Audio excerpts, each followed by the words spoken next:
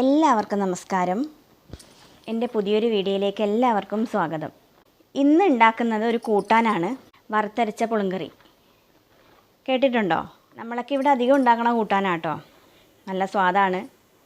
സാമ്പാറും ഒക്കെ പോലെ ഇരിക്കും, പക്ഷെ സാമ്പാറിൻ്റെ കൂട്ടൊന്നുമല്ല. നമ്മൾ മുമ്പൊക്കെ, ഇപ്പം എനിക്കങ്ങനെ എല്ലാവരും ഉണ്ടാക്കുന്നുണ്ടോ അറിയില്ല, മുമ്പൊക്കെ ആണെങ്കിൽ നമ്മുടെ കല്യാണത്തിൻ്റെ തലേന്നൊക്കെ അയിനിയൂണെന്ന് പറയും, ആ സദ്യക്കെല്ലാം ഉണ്ടാക്കുന്ന ഒരു കൂട്ടാനായിരുന്നു. അയിനിയൂണെന്ന് പറയുമ്പോൾ വലിയ വിഭവം അങ്ങനെയൊന്നുമല്ല, കുറച്ച് ഐറ്റംസേ ഉണ്ടാവുള്ളൂ. അപ്പോൾ അതിൻ്റെ പ്രധാന കൂട്ടാനായിരുന്നു വറുത്തരച്ച പുളിങ്കറി. ഇപ്പോൾ പിന്നെ എല്ലാവരും അങ്ങനെ എന്താ പറയുക, പലരും കാലം മാറുന്നതനുസരിച്ച് എല്ലാം മാറണമല്ലോ. അപ്പോൾ ഇന്നത്തെ വിഭവങ്ങളൊന്നും എനിക്കറിയില്ല കേട്ടോ, എങ്ങനെയാണ് അയിനിയൂണ് എങ്ങനെ. ഞാനങ്ങനെ പോയിട്ട് കുറച്ച് കാലമായി. പണ്ട് എൻ്റെ കുട്ടിക്കാലത്തൊക്കെ ശരിക്കും കല്യാണ സദ്യ കഴിക്കുന്നതിനേക്കാൾ എനിക്ക് തലേന്നത്തെ ഊണ്, അതും ആ പുളിങ്കറിയുടെയൊക്കെ ഒരു സ്വാദ്, അത് കൂട്ടി കഴിക്കാനൊക്കെ ആയിരുന്നു ഇഷ്ടം. അപ്പോൾ നമുക്ക് ആ പുളിങ്കറിക്ക് വേണ്ടുന്ന കാര്യങ്ങളൊക്കെ നോക്കിയാലോ. അപ്പോൾ പുളിങ്കറിക്ക് പ്രധാനമായിട്ട് വേണ്ട കഷ്ണം എന്ന് പറയുന്നത് ചേനയും മത്തങ്ങയാണ്. ചേന ദാ ഇങ്ങനെ കൊത്തി അരിഞ്ഞ പോലെ മുറിച്ച് വെക്കണം. കൊത്തി അരിയുക എന്ന് പറഞ്ഞാൽ അറിയുമല്ലോ, ഇങ്ങനെ വലിയ ഷേപ്പൊന്നും ഇല്ലാതെ ഇങ്ങനെ മുറിച്ച് വയ്ക്കണം. കുറച്ച് വലിയ കഷ്ണം വേണം. അതേപോലെ മത്തങ്ങ വലിയ കഷ്ണമായിട്ട് തന്നെ മുറിക്കണം. ഉടഞ്ഞ് അങ്ങനെ പോവരുത്, എന്നാൽ വേവ് വേണം. അതുകൊണ്ട് തന്നെ വലിയ കഷ്ണമായിട്ട് മുറിക്കുക. പിന്നെ വേണ്ടത് തേങ്ങ വറുത്തരയ്ക്കുകയാണ്. അതിന് തേങ്ങ ഞാൻ ഒരു തേങ്ങ തന്നെ എടുത്തു. ചെറിയ തേങ്ങയായിരുന്നേ, അതുകൊണ്ട് ഒരു തേങ്ങ എടുത്തു. പിന്നെ അതിന് മുളക് ഇവിടെ സാമാന്യ എരിവ് വേണം, അതുകൊണ്ട് തന്നെ ഒരു 8-10 മുളക് എടുത്തു. കുറച്ച് കറിവേപ്പില. തേങ്ങയുടെ കൂടെ തന്നെ വറക്കാനാണ് ഉഴുന്ന് ഒരു ടേബിൾ സ്പൂൺ ഉണ്ടാവും. ഉഴുന്നാണ് ഇതിൻ്റെ കാര്യമായിട്ട് എന്താ പറയുക, അതിൻ്റെ സ്വാദ് എന്ന് പറയണത് തന്നെ ഉഴുന്നാണ്.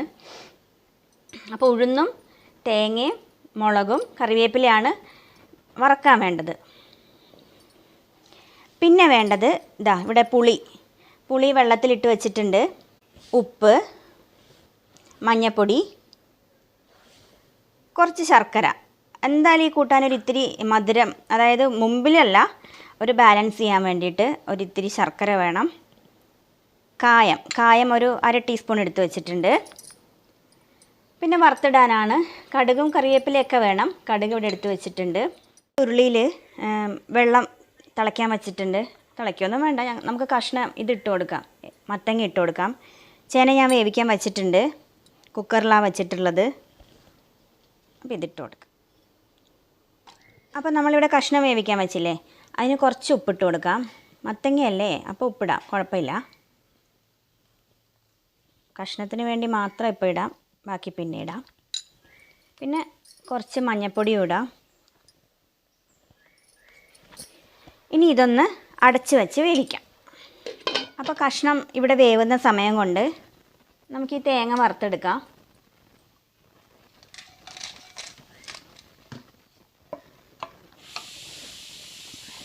തേങ്ങ നല്ല ചുമക്ക വറക്കണം, നല്ല ചുമപ്പാവണം, എന്നാലേ ആ ഒരു കളറും ഒക്കെ കിട്ടുള്ളൂ, സ്വാദും. നമുക്ക് വേണ്ടുന്ന വെളിച്ചെണ്ണയും കൂടെ ഒഴിക്കാം. ഇനി ഇത് നന്നായിട്ട് വറക്കുക. ഉഴുന്നൊക്കെ നല്ല ചുമന്ന നിറമാവണം.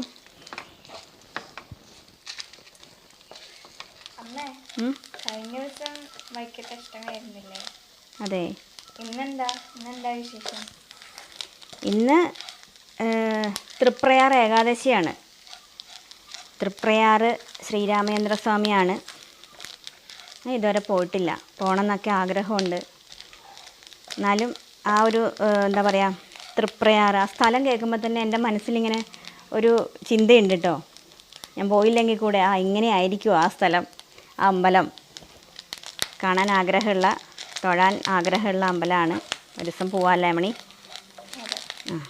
അപ്പം ഇന്ന് തൃപ്രയാർ ഏകാദശിയാണ്. നോക്കൂ, ഇവിടെ തേങ്ങ ചുമന്നിട്ടുണ്ട്, പക്ഷേ ഇതല്ല ചുമപ്പ്. ഒരു 5 മിനിറ്റും കൂടെ കഷ്ടി ഒന്ന് വറക്കണം, അപ്പോഴത്തേക്കേ ആവുള്ളൂ. കഷ്ണം ഇവിടെ വേവിക്കാൻ വെച്ചിട്ടുണ്ടല്ലോ, ഒരു 3/4 വേവായിട്ടുണ്ട്. അപ്പോഴത്തേക്ക് നമ്മുടെ ചേനയും വേവും. എല്ലാം കൂടെ നമുക്ക് ഒന്നിച്ച് മിക്സ് ചെയ്യാം. അന്നേരത്തേന് കാണിച്ചു തരാം. ഇവിടെ ഇപ്പോൾ തേങ്ങ മൂത്തിട്ടുണ്ട്. കണ്ടോ? ഇനി ഇത് ഓഫ് ചെയ്ത് കഴിഞ്ഞാലും ഇതിനകത്ത് ഇരുന്നിട്ടാവും കേട്ടോ. അപ്പോൾ എനിക്കിത് ഓഫ് ചെയ്ത് കൊടുക്കാം.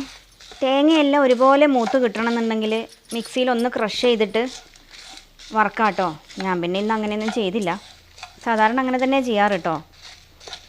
അപ്പോൾ തീ ഇവിടെ ഞാൻ ഓഫ് ചെയ്തിട്ടുണ്ട്. ഇനി ഇത് തണിഞ്ഞിട്ട് നമുക്ക് നന്നായിട്ട് അരച്ച് കൊണ്ടുവരണം. അപ്പോഴത്തേക്ക് ഇവിടെ എല്ലാ കഷ്ണമൊക്കെ വെന്ത് സെറ്റാവും. നമുക്ക് JCB പണിയെടുക്കുന്നുണ്ട്. എന്താ വെച്ചാൽ മിറ്റമൊക്കെ ഒന്ന് വൃത്തിയാക്കാൻ വേണ്ടിയിട്ട്. അപ്പോൾ ഇനി ശബ്ദം ഡിസ്റ്റർബ് ആവുമോ അറിയില്ല. പിന്നെ നമ്മളെ ഏൽപ്പിച്ച് കഴിഞ്ഞാൽ അവർ ആ സമയത്ത് വരുമല്ലോ, അത് അവരുടെ ഡ്യൂട്ടി അല്ലേ. ഇവിടെ മത്തങ്ങ വെന്തിട്ടുണ്ട്. അങ്ങനെ വെന്തുടഞ്ഞില്ല, ഉടയണ്ട, അങ്ങനെ വെന്തളിയൊന്നും വേണ്ട. അപ്പോൾ ആ ഒരു ഇതങ്ങ് മാറിപ്പോവും. ഇതുണ്ടോ, ഇതാ വെന്തിട്ടുണ്ട്. ഇപ്പോൾ നമുക്ക് ചേനയും വേവിച്ച് വെച്ചിട്ടുണ്ട്, ചേനയും കൂടി ഇടാം. ഇവിടെ ചേനയും ഇട്ടിട്ടുണ്ട്, കണ്ടോ? ചേനയും നന്നായിട്ട് വെന്തിട്ടുണ്ട്. ഇതെന്താ ഇത്ര വെള്ളം എന്ന് ചോദിക്കരുതേ, കാരണം എന്താ അറിയോ, ഇനി തേങ്ങ ഉഴുന്നും ഒക്കെ വറുത്ത് അരയ്ക്കണ്ടേ. അത് അരച്ച് ചേർക്കുമ്പോഴേക്ക് നല്ല കൊഴുപ്പ് കിട്ടും. ഉഴുന്നല്ലേ, കൊഴുത്ത് വരും. ഇനി നമുക്കിതിൽ പുളിയാണ് ഒഴിക്കേണ്ടത്. പുളി ഞാൻ പിഴിഞ്ഞ് ഒഴിക്കാം. പുളി എല്ലാവരുടെയും പാകത്തിനെടുക്കാം. ചിലർക്ക് പുളി കുറച്ച് മതിയായിരിക്കും, ചിലർക്ക് നല്ല പുളി വേണ്ടി വരും. പക്ഷേ എനിക്കെല്ലാം പാകത്തിനാണ് വേണ്ടത്. എനിക്ക് ഓവർ പുളി ഇഷ്ടമല്ല, എന്നാൽ ഒട്ടും പുളിയില്ലായിരിക്കും ഇഷ്ടമല്ല. എല്ലാത്തിനും ഒരു പാകം ഉണ്ടല്ലോ. പുളി ഇതാ പിഴിഞ്ഞെടുത്തിട്ടുണ്ട്. ഇനി ഇത് ഒഴിച്ചു കൊടുക്കാം.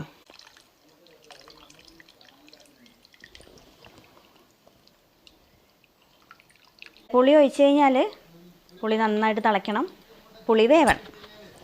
പുളി വെന്തില്ലെങ്കിൽ കൂട്ടാൻ നന്നാവില്ല. അപ്പോൾ ഇത് നന്നായിട്ട് വേവട്ടെ. കുറച്ച് വറ്റിയാലും കുഴപ്പമൊന്നുമില്ല കേട്ടോ, കാരണം വെള്ളം ഉണ്ടല്ലോ. അപ്പോഴേക്കും നമുക്ക് തേങ്ങ അരച്ച് ചേർക്കാം. ഇവിടെ തേങ്ങ നന്നായിട്ട് അരച്ച് എടുത്തിട്ടുണ്ട്, മിനുസായിട്ട് അരയ്ക്കണം.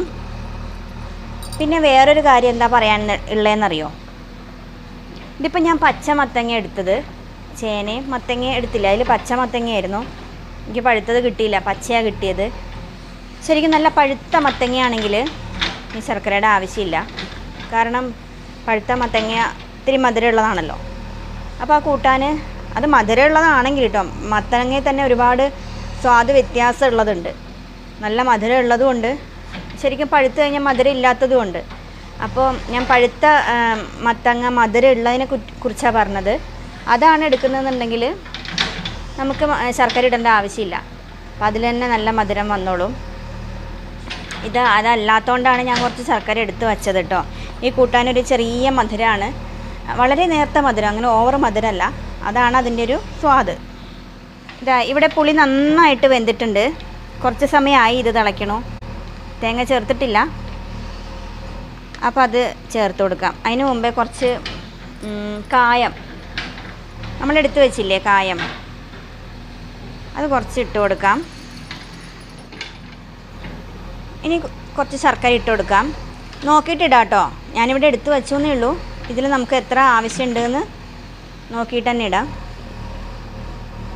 നമുക്ക് ഈ തേങ്ങ അരച്ചത് ചേർക്കാം. ഇവിടെ കൂട്ടാനേ നന്നായിട്ട് തിളച്ചിട്ടുണ്ട്. നമ്മൾ തേങ്ങയൊക്കെ ഇട്ടില്ലേ, ഇത് കണ്ടോ. ഇനി ഇത് ആദ്യം കുറുകും കേട്ടോ,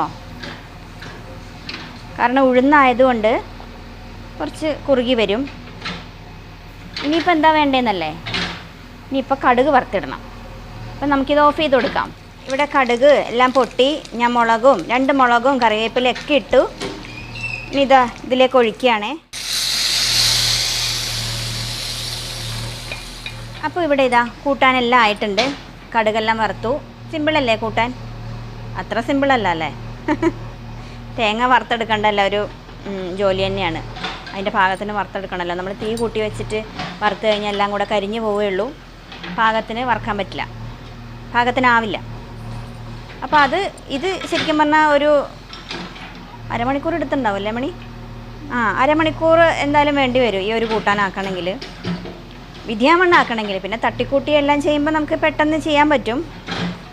പക്ഷേ ഈ ഒരു കൂട്ടാൻ ഇങ്ങനെ തന്നെ ചെയ്താലേ സ്വാദ് ഉണ്ടാവുള്ളൂ.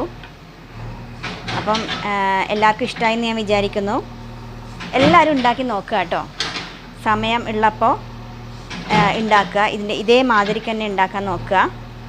വീഡിയോ ഇഷ്ടമായെങ്കിൽ ലൈക്ക്, ഷെയർ, സബ്സ്ക്രൈബ് ഒക്കെ ചെയ്യണം. അപ്പോൾ ഇത്രയേ ഉള്ളൂ നമ്മുടെ വീഡിയോ.